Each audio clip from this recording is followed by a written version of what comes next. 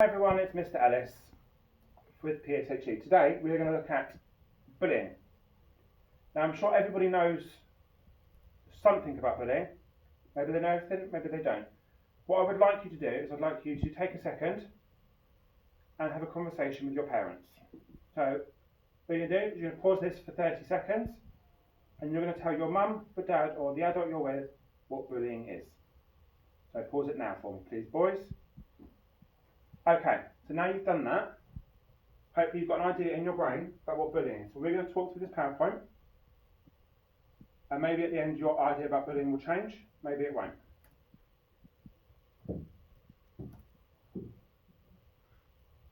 So the aim of today is to think about what bullying is and how to help yourselves or others who are being bullied.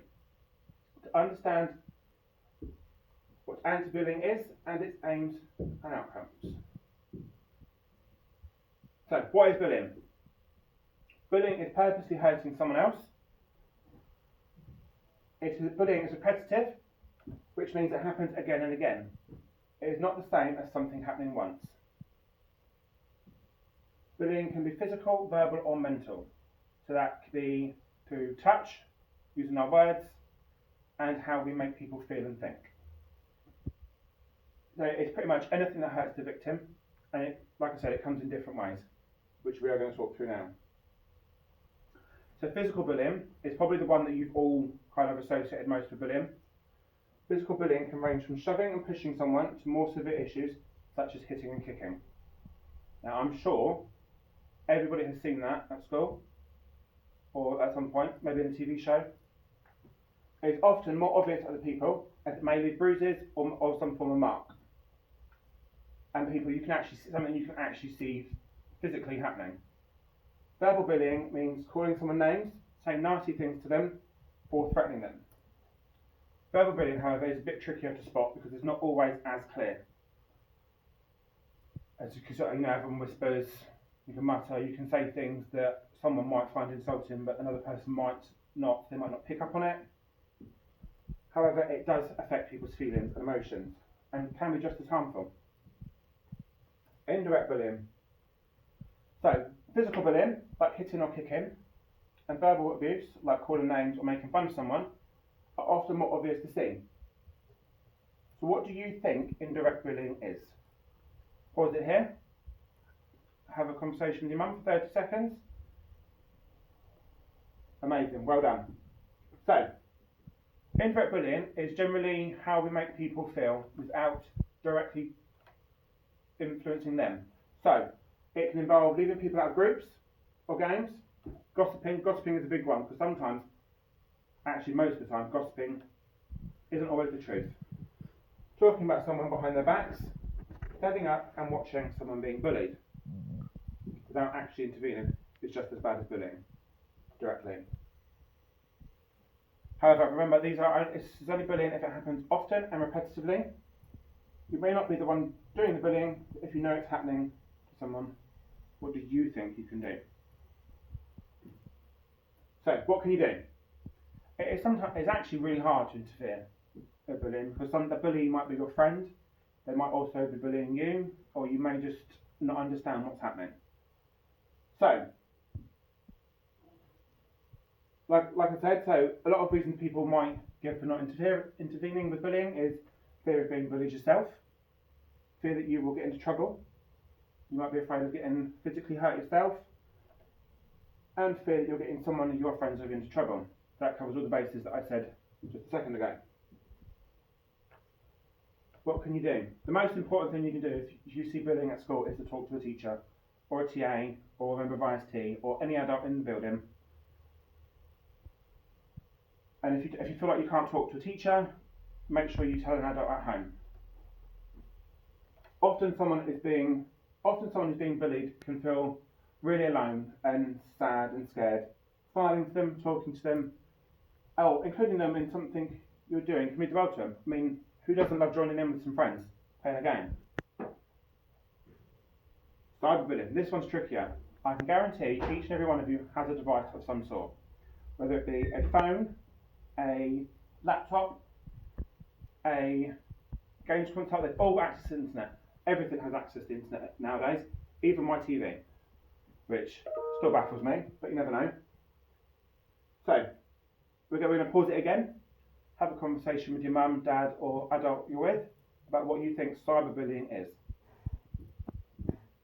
Okay, so cyberbullying is where you can receive nasty or inappropriate emails from someone you may or may not know. Nasty comments on social media, so things like Instagram, Facebook, which none of you should have, by the way. Someone you don't know online asks to meet you, again, always say no, especially if you don't know them. Prank phone calls, which although sound funny, they can actually be really hurtful for the person you're calling. And getting nasty or inappropriate text messages. So, how can you stay safe using the internet? So there's lots of dangers on the internet. Everybody knows this, everybody talks about this all the time. But it is so important to stay safe online, and so now we're going to talk about how we're going to stay safe, because cyberbullying is quite an important thing, because it's quite an invisible thing. You can't see it happening. And a lot of the time it's embarrassing, or you might not understand what's happening. So, rule number 1, never post personal details about yourself online, like your address, your date of birth, your phone numbers, or your pictures. Don't use your full name. Use a nickname. Like at school, my name is Mr. Ellis, but on other things, my name will be something else. Don't post a picture of yourself, especially if you're under the age of 18, because you're not an adult. There's no need for pictures. Yourself to be on the internet. Don't give your passwords out to anyone else. Make sure your passwords are super secure. So in a bit, once you've watched this lesson, you're going to go through a worksheet with your parents or guardians, and you're going to talk about how to be a cyber security guard. Okay, social media. It's huge. I still remember dial-up internet, which... Miss Chelsea, you're on a radio? Saying that, I'm realising none of you lot are going to know what dial-up internet is. So, social media became a huge thing after I was your age. I was much older than you boys when social media first came into what is the norm now. But nowadays you've got things like Instagram, Snapchat, Facebook, TikTok, which is a big thing at the moment, which I don't get. Lots of social media sites, but they've all got like a reporting button. So if you feel threatened, you feel like someone's using your pictures, you feel someone's trying to cyberbully, report it. Always report it. Hit the report button. However, all social media have an age limit, none of which any of our students are old enough for. So we need to make sure we're not on any social media at all. Don't talk to anyone online that you don't know. And if anybody makes contact with you that you don't know, always tell an adult. Talk to a dear self. You all know Miss Stewart, you all know Miss Coppinger. Talk to your mums, your dads. So important. This is probably the most important one. Never meet anyone you don't know. Anyone can make a fake account online, so you don't know who you're talking to. Make sure you don't meet anyone online. Check the privacy settings, and make sure only people you know can see your posts. Like for me, nobody can find me unless I've added them as a friend. Make sure whoever looks after you knows that you use the internet, so they can be vigilant too. Always make sure you're telling them exactly what you're doing on the internet. Make sure you're being truthful and honest. That way they can keep you safe. So, you're going to look at these scenarios. After I've read the scenario, you're going to pause and you're going to talk it through. What I would like you to do is I would like you to add to the comments on this video with a number and how you would react to each one. So, scenario 1. You're in a chat room chatting with your friends. Someone tries to enter a conversation you don't know. What should you do? I have just said this. However, if you need to go over it again, please just rewind the video. So we're going to pause now, talk it through with your parents.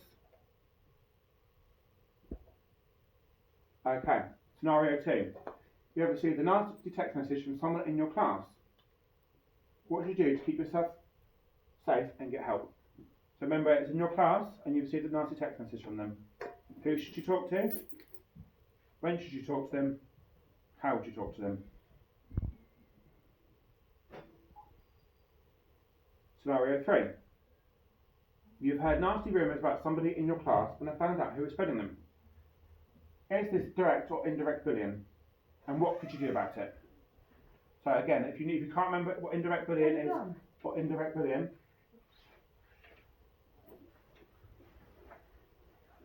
rewind the video, go over it again, discuss with your parents, your guardians, and remember to write it in the comments for me. So, reflecting on what we've been doing, what I would like you to do is just have a think about what you've learned today that will help you keep safe from bullying.